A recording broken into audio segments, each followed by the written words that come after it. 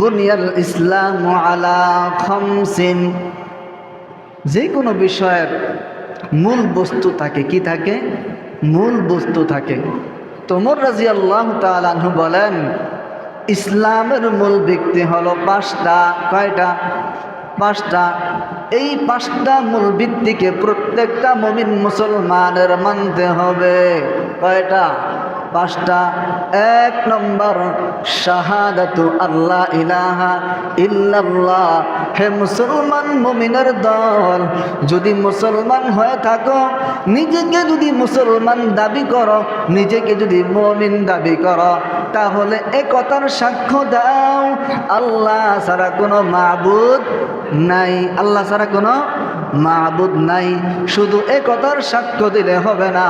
আল্লাহ কয়, আমারটা সাক্ষী দিছ, আমার তো মোহাব্বতের একটা মানুষ আছে, তাকে চিনুনি। কে? আল্লাহর রাসূল। আমাকে সাক্ষ্য দিয়েছ যে আমি ছাড়া কোনো মাবুদ নাই।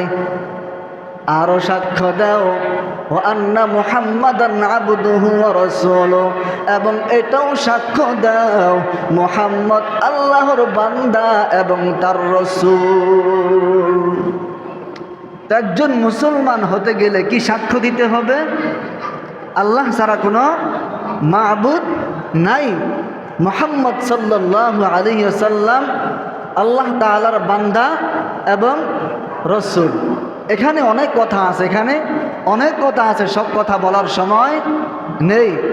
তো এটা মানতে হবে, রসুল যে আল্লাহর বান্দা, এটা মানতে হবে না? অনেকে মানতে পারে না, কিসের বান্দা? রসুল তো রসুল, রসুল তো রসুল। আবার অনেকে ভাবে যে রসুল, কিসের রসুল? অনেকে রসুলের রেসালত স্বীকার করে না, অনেকে রসুলের রেসালত স্বীকার করে না। যারা স্বীকার করে তারা মুসলমান, আর যারা স্বীকার করে না এরা বেঈমান। এরা কি? বেঈমান, এরা মুশরিক, এরা কাফের। ঠিক কিনা? এক নম্বর কি বললাম? আল্লাহ ছাড়া কোনো মাবুদ নাই। মুহাম্মদ সাল্লাল্লাহু আলাইহি ওয়াসাল্লাম আল্লাহ তাআলার বান্দা এবং রসুল। এবার জানবো দুই নম্বর। আল্লাহ রসুল বলেন, ইসলামের ব্যানার মধ্যে, ইসলামের বুনিয়াদের মধ্যে দুই নম্বর হলো ওয়া ইকামিস সালাহ, নামাজ কায়েম করা। কি করা? নামাজ কায়েম করা। নামাজ কায়েম করার মানে ঠিক মতো ওয়াক্ত মতো 5 ওয়াক্ত নামাজ আদায় করা। 5 ওয়াক্ত নামাজ আদায় করা, এটা ইসলামের মূল ভিত্তি। একটা মুসলমান হিসাবে ইসলামের ভিত্তিগুলা পালন করা অতি জরুরি। এর নবীর উম্মতের দল আল্লাহ রাব্বুল আলামিনের হাবিব জানায় দেয়, ওয়া ইকামিস সালাহ, নামাজ কায়েম করা ইসলামের 2 নম্বর ভিত্তি। মোবাইলে ঘড়ি আছে? 19 বাজে।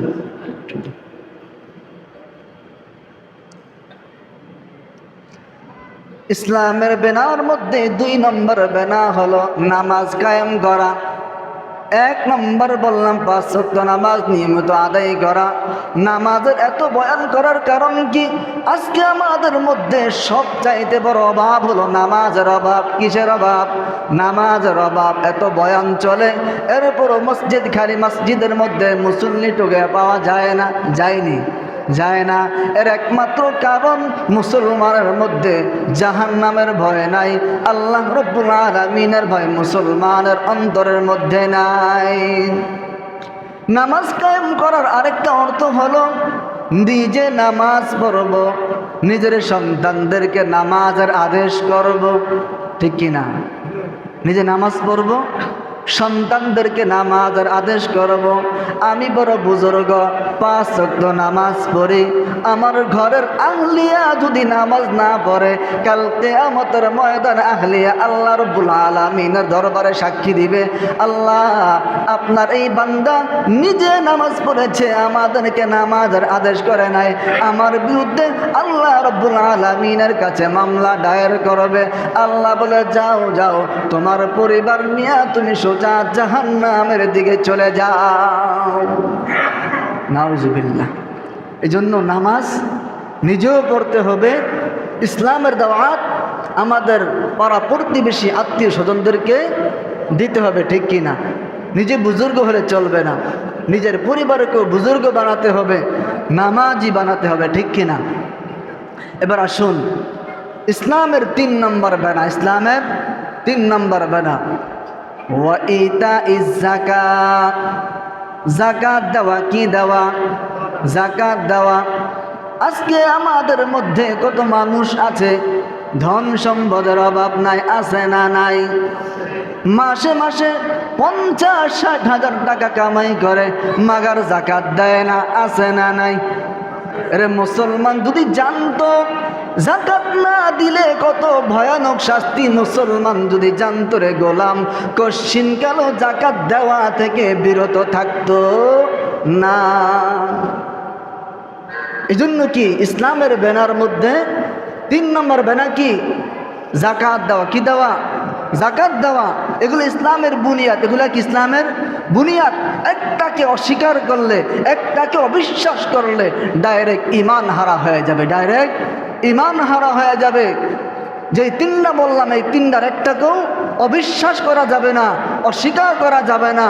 ঠিক কিনা জোরে বলুন। 3 নম্বর চলে গেল। ইসলামের বুনিয়াদের মধ্যে 4 নম্বর বুনিয়াদ হলো আল হাজ্জি, হজ করা। কি করা? হজ করা। হজ কারা করব? সবার জন্য হজ ফরজ না, সবার জন্য হজ ফরজ না। যাদের তৌফিক আছে, যাদের সামর্থ্য আছে, এরা হজ করবে, নাকি সবার জন্য? দেখেন ইসলামের বুনিয়াদ 5টার মধ্যে 2টা সবার জন্য অবধারিত। কয়টা?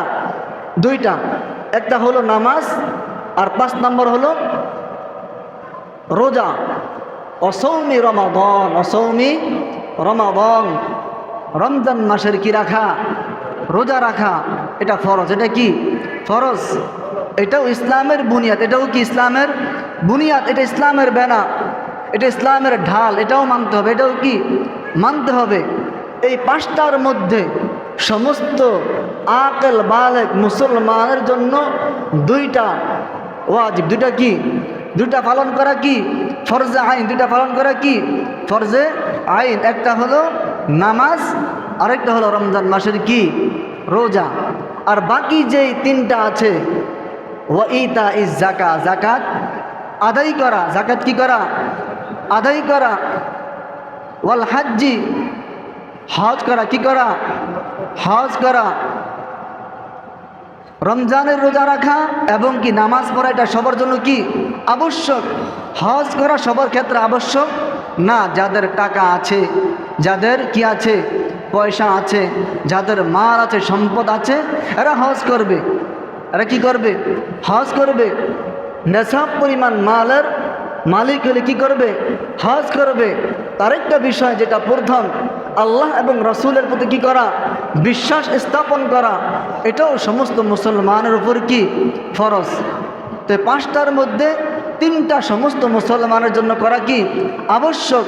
আর বাকি যে 2টা আছে, এটা ধনীদের জন্য প্রযোজ্য, ধনীদের জন্য প্রযোজ্য। সাহাবা আজমাইনগণ তো যাকাত দেওয়ার জন্য এরা কি করতো? লোক তালাশ করতো। কি করতো? লোক তালাশ করতো। ঘরে মাল নাই, এরপরও যাকাত ওয়াজিব হয় নাই, এরপরও ঘরের মধ্যে যা পাইতো সব কিছু আল্লাহ রাস্তায় বিলীন করে দিত, আল্লাহ রাস্তায় বিলীন করে দিত। সাহাবা আজমাইনদের গুণে যেই বান্দা গুণান্বিত হবে, ওই বান্দা কাল কিয়ামতের ময়দানে সাহাবা আজমাইনদের সাথে সাথী হইয়া তারা কাল কিয়ামতের ময়দানে সোজা জান্নাতে চলে যাবে। সোজা কই চলে যাবে? জান্নাতে চলে যাবে। তো মুহতারাম হাজিরিন, সব যত কথা বললাম সমস্ত কথার মধ্যে সংক্ষিপ্ত কথা হলো আল্লাহ রব্বুল আলামিনকে কি করতে হবে? ভয় করতে হবে। রাসূলুল্লাহ সাল্লাল্লাহু আলাইহি ওয়াসাল্লাম বলেন, হে দুনিয়ার মানুষ, আমি রসুল যা জানি, আমি রসুল যা জানি, তোমরা যদি তা জানতা তাহলে তোমরা এত হাসতা না, এত আনন্দ করতা না। আজকে আমাদের মধ্যে কত আনন্দ, বিবাহের অনুষ্ঠানের মধ্যে হারাম আনন্দ, আমাদের দাওয়াতের মধ্যে হারাম আনন্দ। কেমন আনন্দ? ডেক্স বাজানের আনন্দ, গানের আনন্দ। কিন্তু এই আনন্দ আমাকে জাহান্নামে নিয়ে যাবে, এটার কোনো চিন্তা ফিকির আমার মধ্যে নাই।